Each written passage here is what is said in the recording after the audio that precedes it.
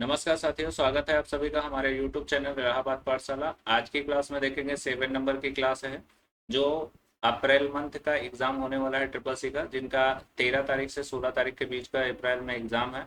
उनके लिए देखेंगे 7 नंबर का क्लास का वीडियो है। 6 नंबर तक क्लास की वीडियो लगी हुई है, अगर देखना चाहें तो आप उसे देख सकते हैं।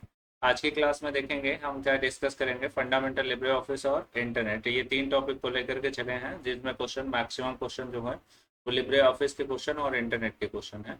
तो आज के क्वेश्चन में देखेंगे सभी क्वेश्चन जो है वो इंटरेस्टिंग है। तो पहला क्वेश्चन शुरू करते हैं।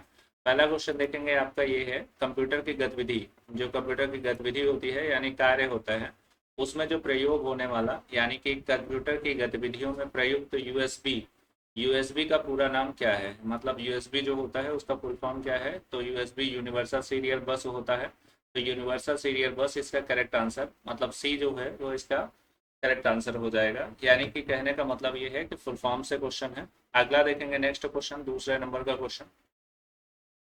निम्न में से कौन सा network metropolitan area network area को कवर करता है, ठीक है ना। तो मेट्रोपॉलिटन एरिया मैन बराबर, ठीक है ना। तो मैन इसमें का करेक्ट आंसर, क्वेश्चन नंबर 2 का करेक्ट आंसर क्या हो जाएगा, इसमें देखेंगे सी हो जाएगा। सी जो है मैन, मतलब जो लोकल एरिया नेटवर्क होता है, लोकल एरिया नेटवर्क जैसे ये लोकल एरिया नेटवर्क है, ये लैन है और ये भी लैन है, ठीक है ना।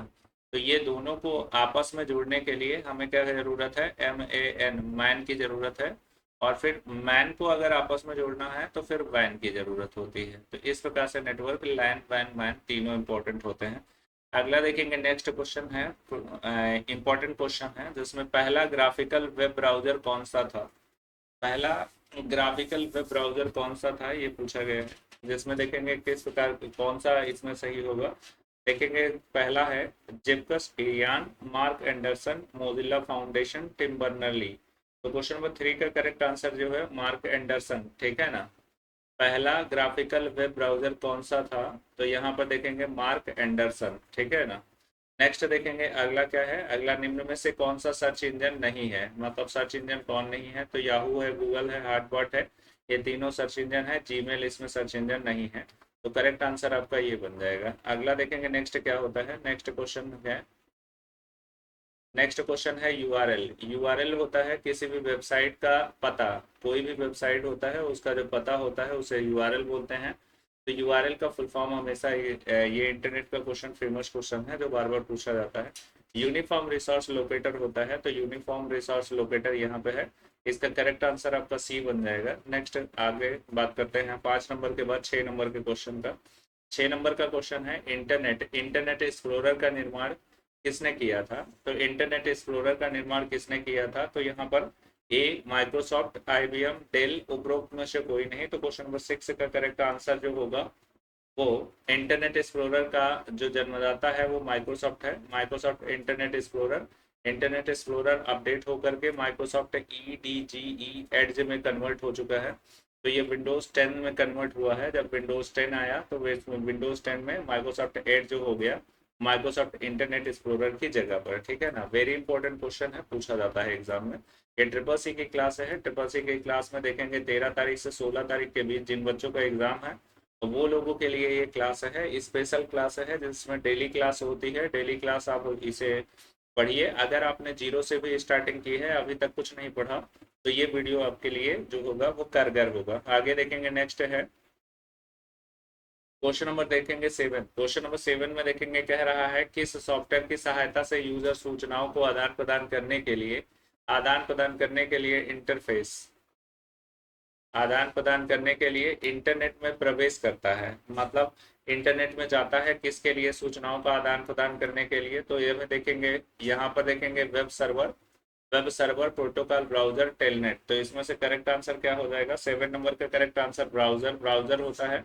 ब्राउजर में जाएगा तो वहां से आप इंटरनेट में सूचनाओं का आदान प्रदान हो सकता है।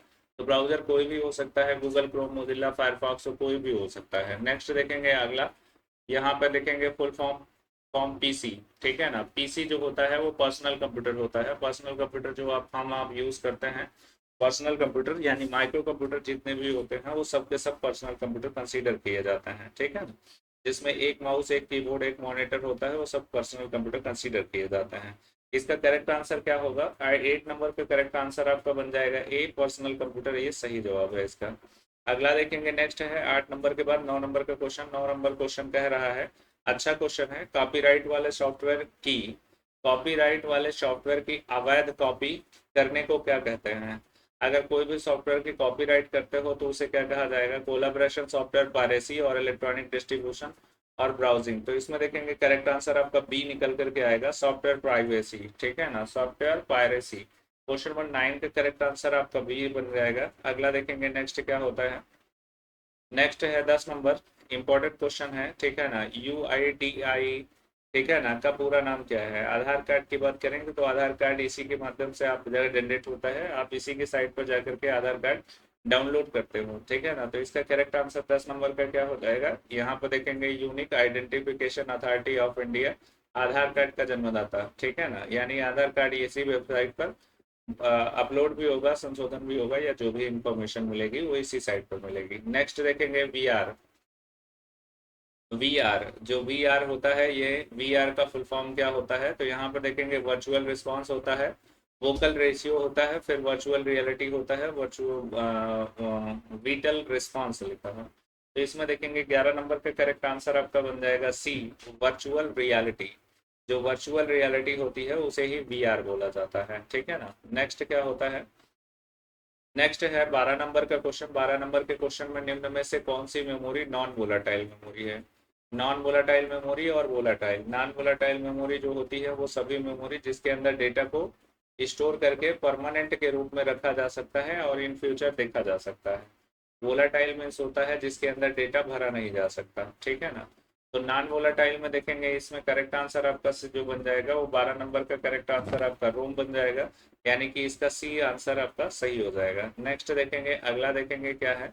स्प्रेडशीट चयनित सेल की एक पंक्ति का चयन करने के लिए, मतलब अगर जो स्प्रेडशीट बना हुआ है और उसमें किसी भी एक रो को सिलेक्ट करना चाहते हैं, मतलब एक रो को सिलेक्ट करना चाहते हैं, तो उसके लिए कौन सी शॉर्टकट की का इस्तेमाल करेंगे? तो कौन सी शॉर्टकट की? Control space bar, shift space bar, shift plus plus और कंट्रोल प्लस प्लस, क्या चीज यूज करेंगे? तो इसमें देखेंगे एक रो हमको सेलेक्ट करना है, तो ये शॉर्टकट की वेरी इंपॉर्टेंट है, ठीक है ना। तो पूछा जाता है, ये शॉर्टकट की से रिलेटेड कम से कम 5 से 10 क्वेश्चन होते हैं आपके 100 क्वेश्चन में से। तो यहाँ शॉर्टकट कीज कहीं भी मिले तो उसे दबा के याद करना है। क्वेश्चन नंबर 13 का करेक्ट आंसर आपका बी बन जाएगा, शिफ्ट प्लस स्पेस बार का यूज करना होता है। शिफ्ट और स्पेस प्रेस करेंगे तो किसी भी रो को सिलेक्ट कर जाएंगे। अगला देखेंगे नेक्स्ट क्या होता है। अगला है देखेंगे एम एच एम डी का पूरा नाम क्या होता है? तो HMD, head mounted deduction, head made display और हेड माउंटेड डिस्प्ले और हेड मास्क डिस्प्ले। तो इसमें देखेंगे करेक्ट आंसर 14 नंबर का क्या हो जाएगा? सी हो जाएगा, हेड माउंटेड डिस्प्ले, यानी कि सी जो है वो इसका सही आंसर हो जाएगा, यानी इसका फुल फॉर्म हो जाएगा। नेक्स्ट है मेल मर्ज। मेल मर्ज के लिए इंपॉर्टेंट क्वेश्चन है, ये वेरी वेरी इंपॉर्टेंट क्वेश्चन है, ये O लेवल के लिए भी इंपॉर्टेंट क्वेश्चन है और ट्रिपल C जो होता है ट्रिपल C के लिए इंपॉर्टेंट है ही है। मेल मर्ज का क्वेश्चन आता जरूर है, ठीक है ना। तो कोई ना कोई क्वेश्चन 100 क्वेश्चन में कहीं ना कहीं एक क्वेश्चन आपको मेल मर्ज से रिलेटेड आपको जरूर देखने के लिए मिलता है। मेल मर्ज करने के लिए कितने चरण उपलब्ध होते हैं? जब मेल मर्ज जाते हो तो उसमें कितने स्टेप्स होते हैं, ये पूछा जाता है। 4 होता है, 6 होता है, 5 होता है, 7 होता है। तो 15 नंबर का करेक्ट आंसर आपका बन जाएगा बी, यानी टोटल 6 स्टेप होते हैं। 6 स्टेप हो करके गुजर करके तब हमारा मेल मर्ज कंप्लीट होता है। नेक्स्ट बात करते हैं अगला। अगला देखेंगे यहाँ पर RSS, ठीक है ना। RSS यहाँ पर का पूरा नाम क्या है? ठीक है ना, रियलिटी सोशल स्टाइल, फिर उसके बाद realistic standard system, reality multiple और सिंडिकेशन और फिर राउंडिंग स्टोर स्पेस। तो इसमें देखेंगे 16 नंबर का करेक्ट आंसर क्या हो जाएगा? सी हो जाएगा, यानी कि इसका सी इसका सही जवाब है, RSS का पूरा नाम, ठीक है ना। नेक्स्ट है अगला देखेंगे। अगला निम्न में से कौन सा क्रम कंप्यूटर के 4 प्रमुख कार्यों के लिए सही है? निम्नलिखित में से कौन सा क्रम कंप्यूटर के 4 प्रमुख कार्यों के लिए सही है? Input, output, process, storage. ये इंपॉर्टेंट क्वेश्चन है, ऐसा क्वेश्चन बिल्कुल हूबहू रखा जाता है। Input output process storage, process output input storage, process storage input output, और इनपुट प्रोसेस आउटपुट स्टोरेज। तो करेक्ट आंसर 17 नंबर का हो जाएगा डी। इनपुट पहले करोगे, यूजर इनपुट करेगा, इनपुट करने के बाद वो डेटा प्रोसेस होगा, प्रोसेस होने के बाद आउटपुट मिलेगा, आउटपुट मिलेगा तो जिस चीज़ का आउटपुट मिलेगा उसे स्टोर भी किया जा सकता है, स्टोर करके रखा जा सकता है। तो ये क्रम होता है किसी भी कंप्यूटर का, ये क्रम होता है। तो इसका डी जो है वो करेक्ट आंसर बन जाएगा, यानी ये वाला सही। अगला देखेंगे नेक्स्ट क्या है, 18 number, access time. Access time क्या है? एक्सेस टाइम मतलब चलने का टाइम।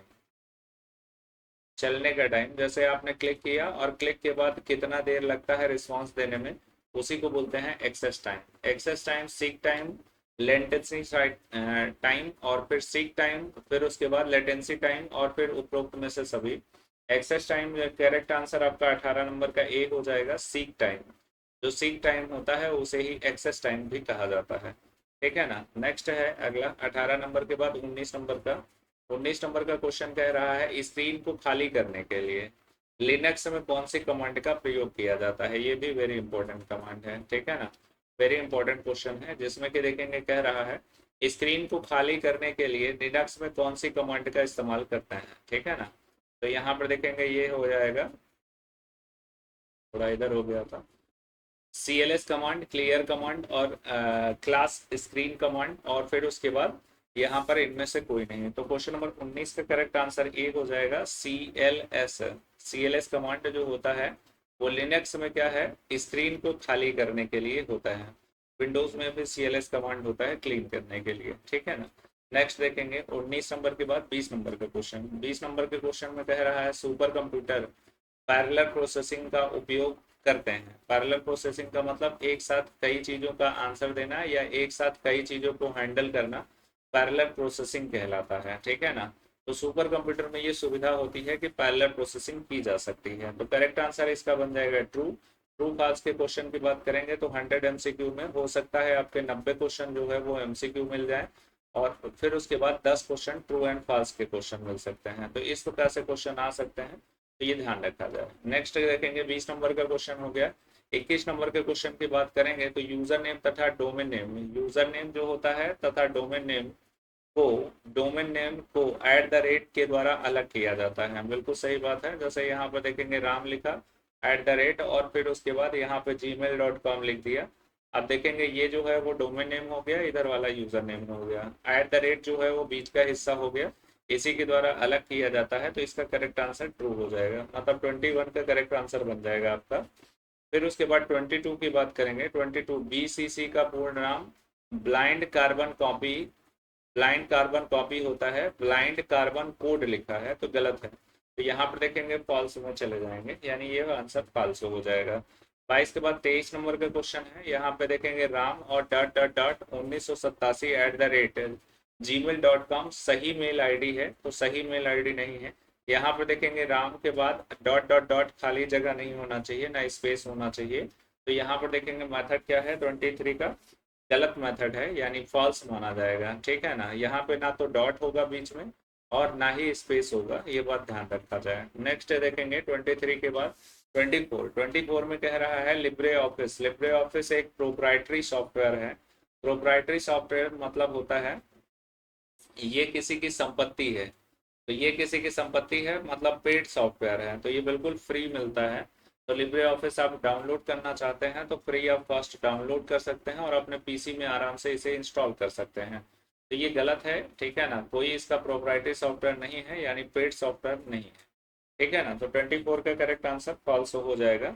25 में आते हैं। 25 का देखेंगे क्या होता है करेक्ट आंसर।